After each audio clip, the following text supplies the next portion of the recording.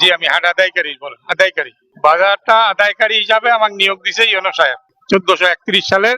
আমি নিয়োগ প্রাপ্ত হয়েছি অক্টোবর মাসে।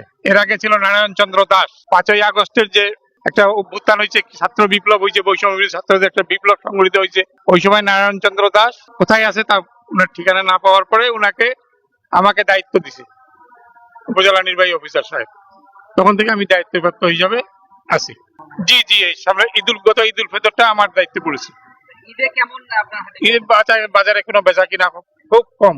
এখানে মানুষের কোনো সুযোগ সুবিধা নাই। মানুষের সর্বপ্রথম টয়লেট কোনো ফেসিলিটি নাই।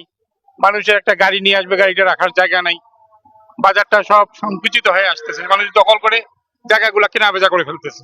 এই সমস্যা মানুষের বিভিন্ন রকম, মানে এইখানে কোনো সুযোগ সুবিধা নেই বাইরের লোক যে আসবে।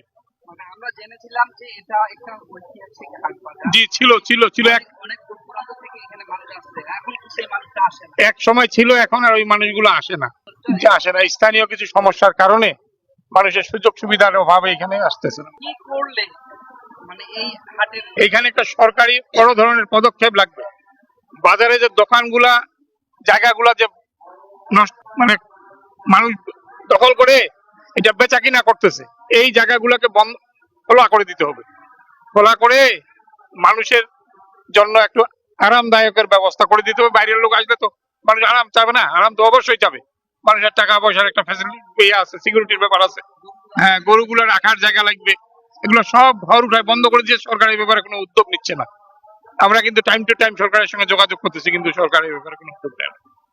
বিষয় নিয়ে ইউনূস স্যারের সাথে কথা বলেন? অনেক বলছি, লিখিত প্রতিবেদনও দাখিল করছি। ইউনূস স্যারের বক্তব্য কি ছিল? ইউনো তো আসে আর চলে যায়, উনারা তো আসে আর চলে যায়, দেখে, বলছে ব্যবস্থা নিব, কিন্তু কোনো পদ ব্যবস্থা নেয় না।